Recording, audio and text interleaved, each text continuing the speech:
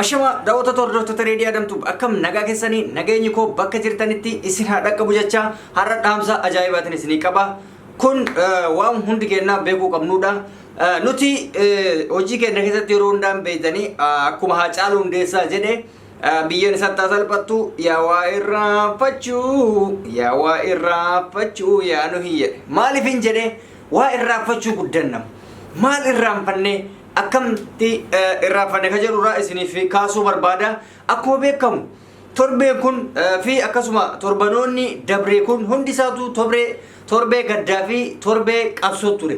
Torbee gaddaa fi torbee qabsoo kana osoo hin dabarsin namoonni guyyaa muraasatti irraanfatee wanta baay'ee gochaa jira. Wanta kanaa kun Oromoorraa nurraa hin eeggamu. Fakkeenyaaf mucatti suurarra oofaa jiran waa'ee kaarotiitiin yaa ummata keenya kaleessa goonni sirraa wareegame goonni sirraa hidhame har'aatti gaddeewwatee waa'ee dubartii dogongortuu tokko yoo haasoftu xiqqoon qaanfattu waa'ee kaarotii haasoftu isiin akka fete ta'uu mirkisiiti. Maaliif kan itti salphatu isheedha. Suuraa ishee maqaa ishee beekuu baadhullee namoota hedduu bira ga'ee jira suuraan mucayyoo tanaa jechuudha. Viidiyooleen anaafis argamee jira. An tokkoffaa namni naa ergite sunuyyuu hin barbaachisu waan akkanaa natti hin ergina. Waan bilginnaa waan hin taane waan lagartee safuu naaf hin ergina hin barbaadu. Inni bira hundi keessanuu waan akkanaa walii dabarsuu irraa of qusadha. Ishiin dogongortee gochuu dandeessi, beektee gochuu dandeessi jechuudha. Namni hin dogongorre hin jiru. Garuu an eenyummaa ishee hin beeku. Oromoo taati, Amaara taati, waan biraa taati isii hin beeku. Viidiyoon isii social media kanarra haala labsamee jira jechuudha. Maali kaarotiin nu jibbisiise? Kaarotii lammata hin nyaannu, kaarotiin hojii maalii qaba? Waan akkas ta'e yaa ummata waan postotantu dhabame yeroo kanatti. Oromoon sa'a kanatti rakkoo guddaa keessa jirti bar. Namni sa'aatii kanatti nurraa dhumu jira bar.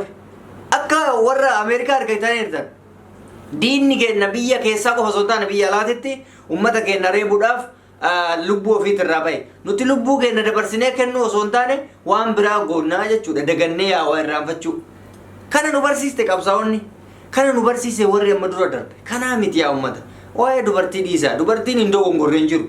Boritti saalfattu. Tasa wanna kana isin mudatuu danda'an amma hedduutti saalfadhe. Viidiyoo yeroo laalu hedduutti qaanfadhe. Waan safuudha. Isinis waan gadhee goote. Kun waan gadhee ilma namaatti irraan eeggamne gartee waan akkanaa kana baay'ee haamilee nama cabsa. Haamilee shamara cabsa. Dubartii kabaja qabdu akka waan dubartiin sun goote maqaa isii xinneessa. Dubartiin kabajaadha. Dubartiin waa hunda keenya immootu dogongortees gochuu dandeessi. Waan akkasii sun waan fokkataadha. Namni tokko yoo badii dalagu viidiyoo waraabummaa barbaachisa. Namni dogongoruun dhugaadha ni dogongortu. Garuu viidiyoo waraabanii social media irratti yookaan namaa erguun maa barbaachise? Wanni akkanaa kun gadhummaa akkanaa kana bar mana keessattis yoo qabaatte manuma keessatti gadhummaan akkanaa yoo kan sirra jiraatu taate alattiin gadi ba'uu hin qabdu. Kuni waan baay'ee fokkataa waan gadheedha waan ta'eef gadiin ba'uu osoo hin taane achumatti waan barbaadde godhuu dandeessi namni ishiin argu. Garuu miidiyaattiin gadi baatee nus qaanfachiistee dubartiillee qaanfachiistee safuu dubartummaa balleessitee jechuudha. Dubartiin kabajaa qabdi.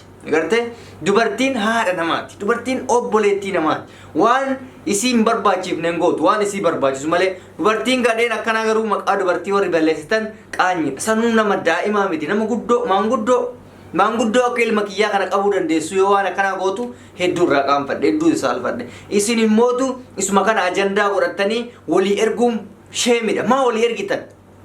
Fakkeenyaaf natti ergame annamaan ergu maaliif qaanyidha? Qaanyii isiisa maaliif daddabarsa? Ana natti ergame ani maaliif nama erguun na barbaachise? Maal yoo wal sattarre maal yoo wal irra darbine maal rakkoo qaba? Homa fedhee yoo ta'u. Waan akkanaati wal jaalachuun gaarii miti jechuudha. Jechuun safuudha. Nuti hunduu mumkin dogongoruu dandeenya waan ta'eef waan safuu akkanaa waliif hin ergina. Viidiyoo bilginnaa akkanaa kana waliif hin ergina. Diina baaguma fedhe diina keetii yoo ta'u. Diinuma gartee amma fakkeenyaaf diinni keenya baay'eedha. Diinuma keenya yoo ta'e waan akkanaa safuudha. Hin jaalatu waa'ee inni rabbi hin jaalatu. Gartee haamileedhaaf gaarii miti. Namni sun tasa yookaan jaalallee ofiitti erguu dandeessi. Jaalalleen isii suni namatti akka tasaa jalaa dabarse mucattiin sun yookaan namittiin sun of ajjeesuu dandeetti. Lubbuu namaatti raggaagama gochuun gaarii miti. Nu ajandaa waa'ee qabna. Odoo suuraa keessanii postotina inni sun immoo deebitanii waa'ee kaarotii haasoftan. Yoo immoo gammachuullee qabaattan yookaan immoo yoo dagattanillee garama keessan keessan dagaddaa. Maaloo Oromoo maa akkana wal goona. Walirraa qaanfanneeti jirra warra. Nuti keessi kenna gubata ta'ee gubbarraa yoo akkana godhannu qaanyedha nuufu. Wanta hajjabbiidha nuufu. waan biraa dhiisi diinni kenna ijoollemmaan afaan oromoo dubbatanii waa'ee duuti Haacaaluu fi waa'ee nama qabsoon deemaa jiru kun qoosaatti fakkaatu baay'eetu jira isaanuu isinitti gammadan gartee maqaadhaaf oromoo dhaataa waan hin taane warroonni godhan baay'eetu jira warra akkanaa kunuyyuu yeroo ajandaa akkanaa argatan maqaa biraa namatti baasanii jechuudha gartee kana waan ta'eef ani waan akkanaa kana isinirraa sappoortiin godhu dubartoonni kenna immoo gorsa isinii qaba shamarran kenna kan hundi geetuu na dhagayaa jirtu gorsa isinii qaba shamarran kutaa kamiyyuu ta'e shamarran kamuyyuu haa ta'u gorsan isinii qaba amma durallee isiniif himeera amma durallee isiniif hime irra deddeebi'ee gizee dhibba yaa shamarran ta'en haga feete abbaa manaa kee maaf hin taane abbaa manaa kee ijoollee 10 irraa qabdu maaf hin taane waan qaama kee kaaste suuraa viidiyoo hin ergine barbaadu si bira dhufe barbaadu bira dhaqi malee viidiyoo akkanaa kana waliif hin ergina hadaraa keessan maaloo maqaan nun balleessina maqaan nama tokkoof maqaan keessanis keenyas bada nama baalagee tokkoof maqaan nama hundaa bada irraa of qusadhaa gaariidhaa miti lubbuu keetitti gaagaama fida si ajjeesisuu danda'an akkanaa kun aartee sammuun kee tuqamee waan hedduu gochuu danda'a amma dubartoota safuu fixatan baay'eetu jira muraasni jechuudha akkuma isin argitan kan wanni tokkotti hin dhaga'amne gartee ni jiran isaan hin ilaalina isaan ilaaluu osoo hin taane kaayyoo keessan kaayyoo manaa baateef viidiyoo san maatiin kee yoo arge maal naan jedha maatiin kee yoo arge deebitee maatii keessan akkamitti gara biyyaatti galta amma viidiyoo qaanyii akkasii saalfachiisaa akkasii yoo dhufeesitti maatii kee maal jettaan irraan saalfattu ija kamiin ilaalta yoo akka tasaa immoo bultii qabaatte bultii keessan haala hamaa ta'e keessatti si harkaa madaalama kufaatiif saaxilamtaa jechuudha amma dura shamarran akkana ta'e baay'eetu jira ka dogongoraan taatee dhiifama gaafattee jirti homaayyuu miti nama akkasii san irraa baratuu qabdan sanuu immoo yeroo ammaa kanatti ani hundarraa kana dhibe ka isiitirra warra viidiyoo kana gadi baase warra gadi baasetu na dhiba isiin balleessiteemi maali viidiyoo sooshaal miidiyaa irra raabsuun qaanyiin akkana irra saalfadhaa adaraa keessan gaddi isinitti haa dhagaamu borduu dandeessaatillee qaanyii akkana saala akkana yaakii irraa of qusadha maal jechuudha kun hin bar waan baay'ee fokkataadha badii guddaa ka qabu nama viidiyoo kana dabarseedha jala yoo ishees taate garuu ani hin beeku namni viidiyoo kana gara nama biraatti dabarse qaanyii keessan nama baay'een natti erganii reedii akkana maalii irraa dubbadhu ara ishee midhaawwan akkana dubbatuuni irraa wal dhorkuudha malee dubbachuun hin barbaachisu mungkin irraa wal dhorkuu qabna waan akkana bilginnaa akkana raqaanyiidha amma namni viidiyoon sun isin biran ga'e yoo jiraate baga isin biran ga'e namni yoo isinitti ergee iyyuu seentanii ilaalina yoo namni isinitti ergee seentanii ilaalina sa'aatii kanatti nuti sa'aatii itti qabsoo keessa jirruudha malee biyya alaa biyya keessaatti enne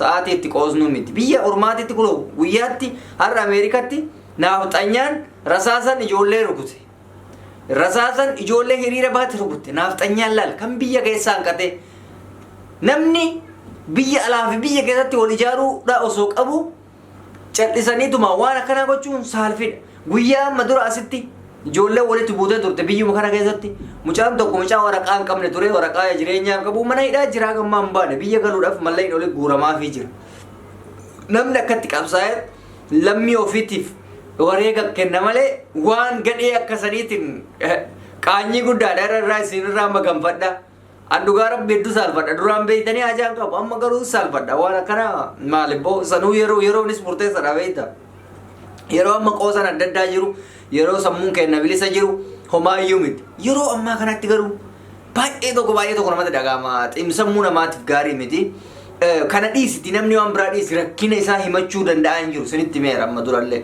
biyya ormaatitti rakkoo guddaa keessa osoo jiran duuti Haacaaluu nuuf hin caalu jedhanii rakkoo isaanii san garaa keessatti qabatanii deemaa jiran sagaleen haa ta'a jechuu namni wallaalin jiru kan namni dhabameeti miti biyya ormaatitti itti toleeti miti rakkoo kana waan ta'eef akkaataa itti himatan saalfataniiti hanga rakkoon kun gaddi kun keessaa bahutti inuma callifnadanii callisan hanga nu hundaanuu bahutti gammachuu yookaan immoo waan himannu dhabneeti miti wanni gizee hunda rakkoo dubbannuuf rakkoo tan hanga dabarfannuuf anaaf yeroo kamiyyuu gadda guddaadha goota akka Haacaaluu dhabuu dhanaaf yoomiyyuu gammachuu waan qabu natti fakkaatu ana akka dhuunfaa kiyyaatti waan gammadu natti fakkaatu I don't know of duratti gammade malee waan gamnu natti fakkaatu goota akkasiitu hin argamne goota onnee si tolu goota fakkeenya si ta'u goota akkasiisan argachuun ni ulfaata ammuma man fakkeenya inni bifa artistiitiin haa ta'u malee namni akka isaa hin argama jedhee naman waa'ee amma Jawaariyoo kaasne